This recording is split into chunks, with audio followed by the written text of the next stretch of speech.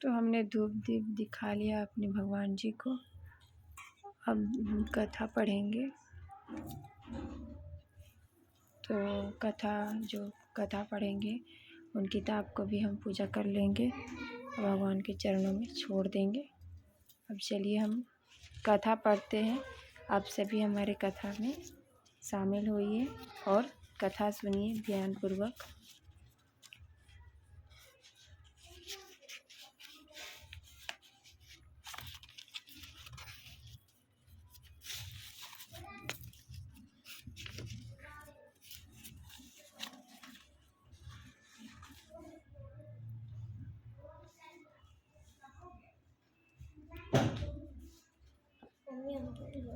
हरितालिका तीज व्रत कथा।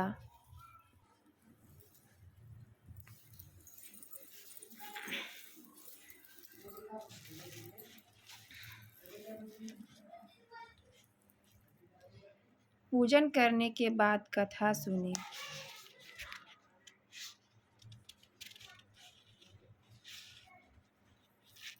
सूत जी कहते हैं, मंदार की माला से जिन पार्वती का केश पास अलंकृत है और मुंडों की माला से जिन शिव जी का जटा अलंकृत है, जो पार्वती जी दिव्य वस्त्र धारण की है और जो शिव जी दिगंबर नंगे हैं, ऐसी श्री पार्वती जी तथा श्री शिव जी को प्रणाम करता हूँ।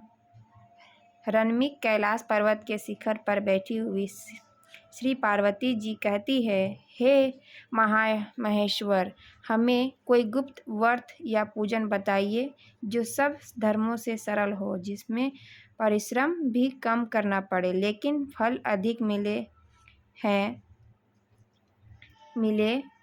हे नाथ, यदि आप मुझ पर प्रसन्न हो तो यह विधान बताइए।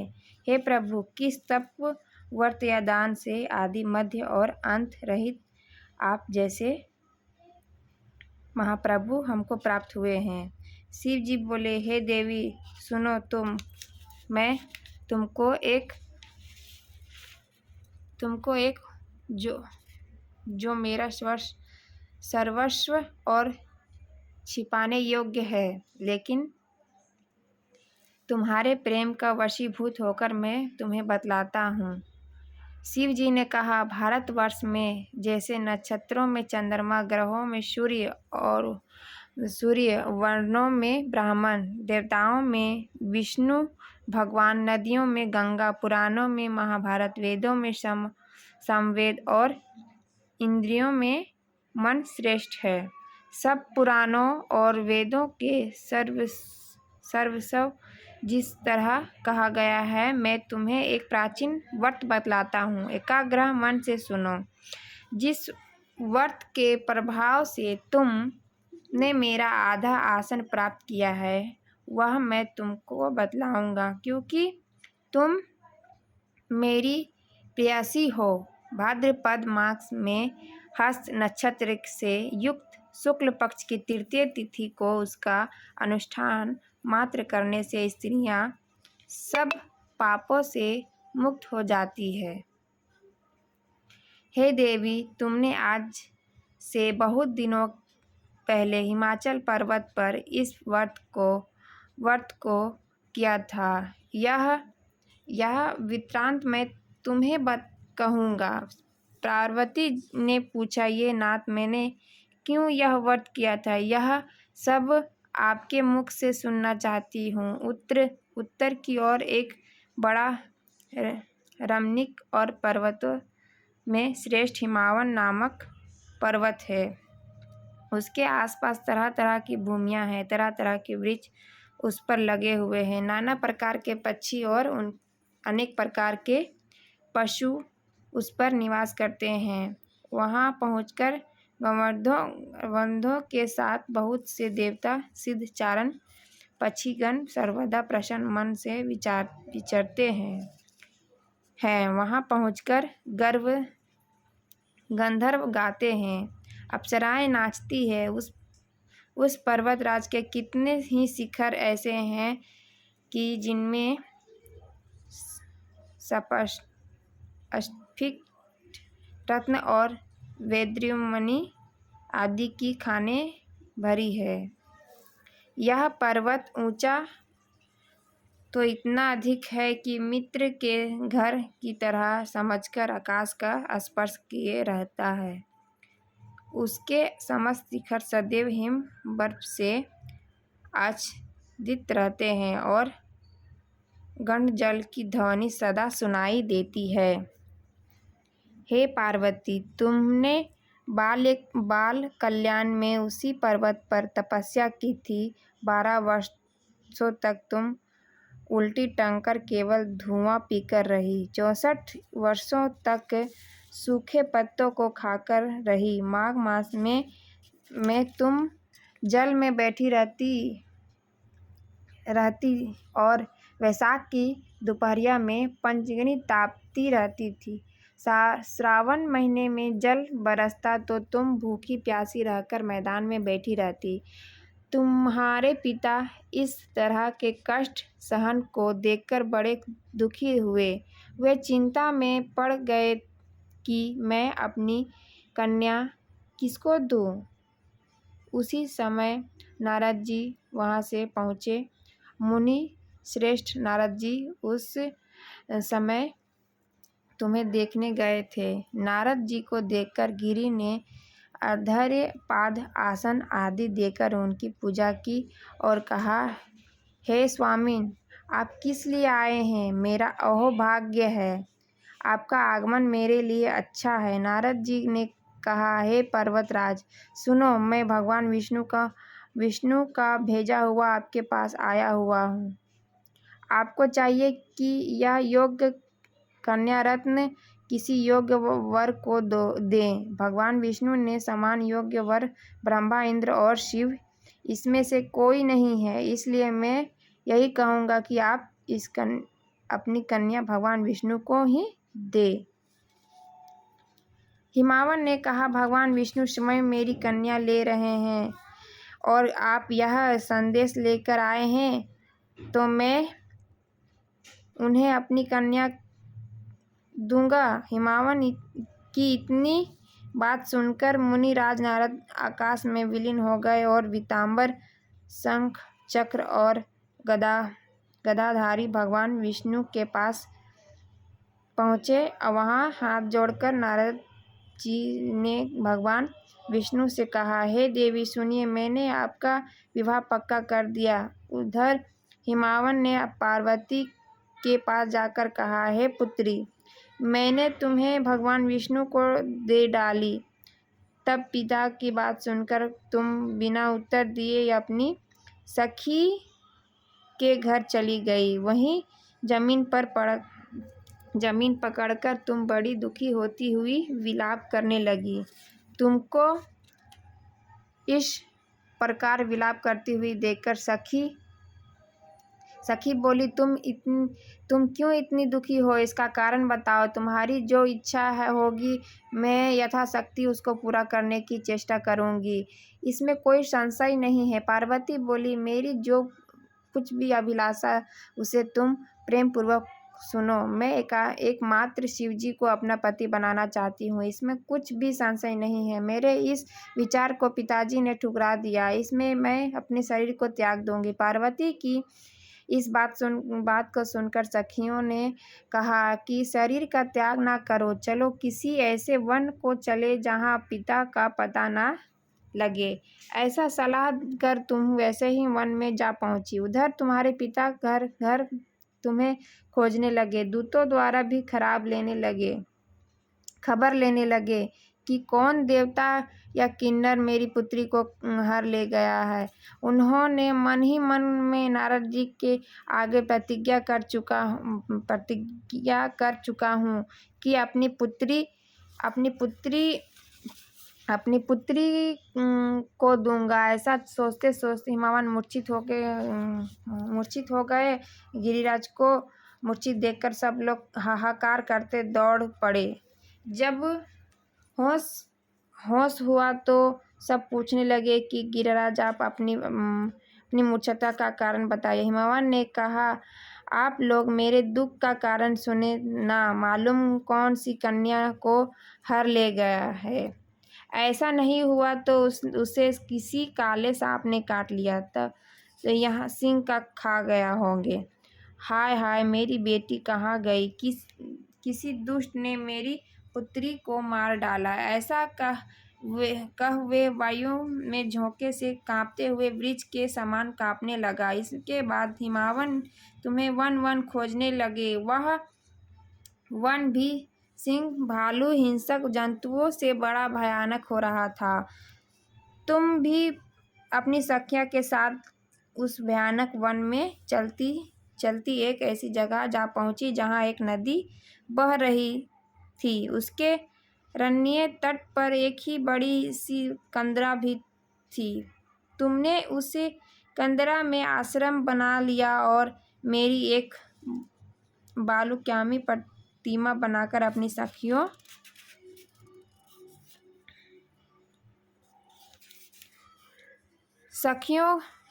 को साथ निराहार रहकर मेरी आराधना करने लगी। जब भाद्रपद शुक्ल पक्ष की हस्तयुक्त तृतीय तिथि प्राप्त हुई तब तुमने मेरा विधिवत पूजन किया और रात भर जागकर गीत वधादि से मुझे प्रसन्न करने में बिताया। उस व्रतराज के प्रभाव से मेरा आसन डगमगा उठा, जिससे मैं तत्काल उस स्थान पर जा पहुंचा जहां पर तुम अपनी सखिया के साथ रहती थी। वहां पहुंचकर मैंने तुमसे कहा कि मैं तुम पर प्रसन्न हूँ, बोलो क्या चाहती हो? तुमने कहा, मेरा देवता, यदि आप मेरे ऊपर प्रसन्न हैं तो मेरे पति बने मेरे तथा अस्तु कहकर कैलाश पर्वत पर वापस आने पर तुम्हें वह प्रतिमा नदी में प्रवाहित कर दी और सखिया के साथ उस महापर्व का पारण किया। हिमावन भी तब तक उस वन में तुम्हें खोजते हुए आ पहुंचा। चारों दिशाओं में तुम्हारी खोज करते करते वे व्याकुल हो चुके थे, इसलिए तुम्हारे आश्रय में समीप पहुंचते ही गिर पड़े और थोड़ी देर बाद उन्होंने नदी के तट पर दो कन्याओं को सोते हुए देखा। देखते ही उन्होंने तुम्हें छाती से लगा लिया और विलक कर रोने लगे और फिर पूछा, पुत्री, तुम सिंह, व्याघ्र आदि जंतुओं से भरे इस वन में क्यों आ पहुंची? पार्वती ने उत्तर दिया कि हे पिताजी, मैंने पहले ही अपने आप को शिव जी के हाथों सौंप दिया था। आपने मेरी बात टाल दी, इसमें मैं यहाँ चली आई। हिमावन ने सान्त्वना दी कि हे पुत्री, मैं तुम्हारी इच्छा को विरुद्ध कुछ न कहूँगा। वे तुम्हें साथ ले घर आए और मेरे साथ तुम्हारा विवाह कर दिए।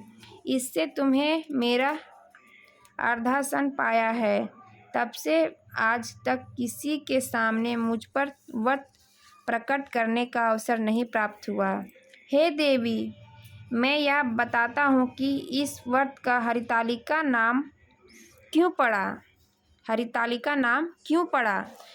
तुमको सखियाँ हर ले गई थी, इसलिए हरितालिका नाम पड़ा। पार्वती जी ने कहा, हे प्रभु, आपने नाम तो बताया, अब इसकी विधि भी बताएं। इसका क्या पुण्य है, क्या फल है और यह व्रत कौन करे?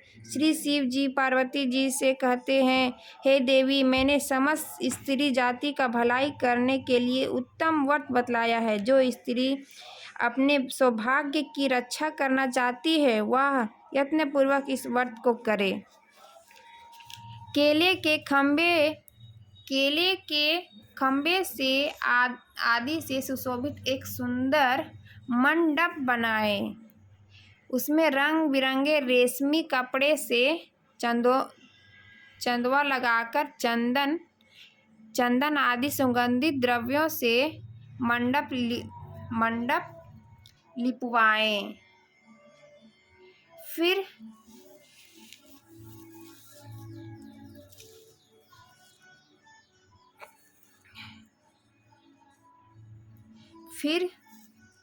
शंख शंख भेरी मृदंग आदि बाजे बजाते हुए बहुत से लोगों के एकत्रित होकर तरह तरह के मंगलचार करते हुए उस मंडप को पार्वती तथा शिव जी की प्रतिमा बनाए।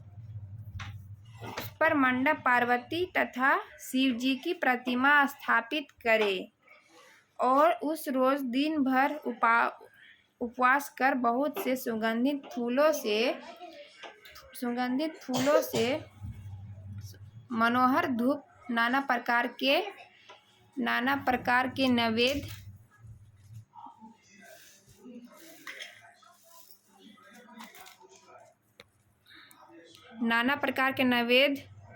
आदि एक रखकर मेरी पूजा करे और रात भर जागरण करे। ऊपर से जो वस्तुएं गिनाई गई है उनके अतिरिक्त नारियल सुपारी जगम्बरी नींबू लौंग अनार नारंगी आदि जो फल प्राप्त हो सके उन्हें इकट्ठा कर ले। उस ऋतु में जो फल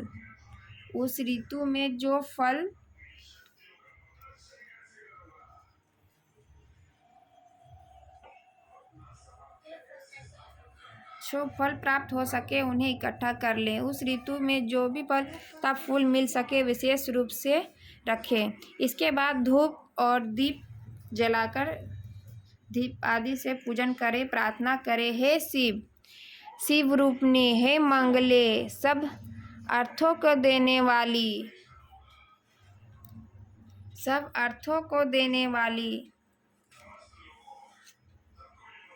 हे देवी, हे शिव रूपने, आपको नमस्कार। हे देवी शिव रूपने, आपको सदा के लिए नमस्कार। हे ब्रह्म रूपनी, आपको नमस्कार है। जगदात्री, आपको नमस्कार है। हे सिंहवाहिनी, संसार के भय से भवित मुझ दिन की रक्षा करे। इस कामना की पूर्ति के लिए मैंने आपकी पूजा की है। हे पार्वती, मुझे राज्य और सौभाग्य दे, मुझ पर प्रसन्न होवे। इन्हीं मात्रों से पार्वती तथा शिव की पूजा करे। तदनंतर विधि पूर्वक कथा सुने और ब्राह्मण को वस्त्र गो सुवर्ण आदि देवे। इस तरह एकत्रित होकर स्त्री पुरुष दोनों ही एक साथ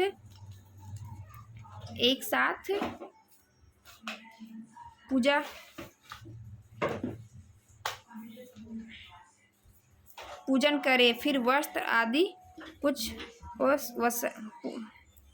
आदि जो कुछ हो उसका संकल्प करें। हे देवी, जो स्त्री इस प्रकार पूजन करती है सब पापों से छूट जाती है और उसे 7 जन्म तक सुख तथा सौभाग्य प्राप्त होता है। जो स्त्री तृतीय तिथि का व्रत ना कर अन्न भक्षण करती है और जो वह 7 जन्म तक बंध्या रहती है और उसको बार बार विधवा होना पड़ता है, वह सदा दरिद्र पुत्र शोकाकुल स्वभाव की लड़ाकी सदा दुख भोगने वाली होती है। और उपवास न करने वाली स्त्री अंत में घोर नरक में जाती है। मांसाहार करने वाली बाघिन और दही खाने वाली बिल्ली, मिठाई खाने वाली चींटी और कुछ खाने वाली मक्खी होती है। तीज को अन्न खाने से सुकरी, फल खाने से बंदरिया, पानी पीने से जोंक, दूध पीने से सौपिन और उस रोज सोने से अजगरी और पति को धोखा देने वाली मुर्गी होती है। इसलिए सभी स्त्रियां व्रत अवश्य करें। दूसरे दिन स्वर्ण, चांदी, तांबा अथवा बांस के पात्र में अन्न भरकर ब्राह्मण को दान दे और पारण करे। जो स्त्री इस प्रकार व्रत करती है और मेरे समान पति पाती है और जब वह मरने लगती है तो तुम्हारे समान उनका रूप हो जाता है, उसे सब प्रकार के सांसारिक भोग और संयुज्य मुक्ति मिल जाती है। इस हरितालिका तीज की व्रत कथा मात्र सुन लेने से प्राणी को 1000 अश्वमेध और सैकड़ों वाजपेय यज्ञ करने का फल प्राप्त होता है। हे देवी, मैंने यह सब व्रतों में उत्तम व्रत बतलाया है, जिसके करने से प्राणी सब पापों से छूट जाता है। इसमें कुछ भी संशय नहीं है। तो हरितालिका तीज व्रत कथा समाप्त हुई। राधे राधे।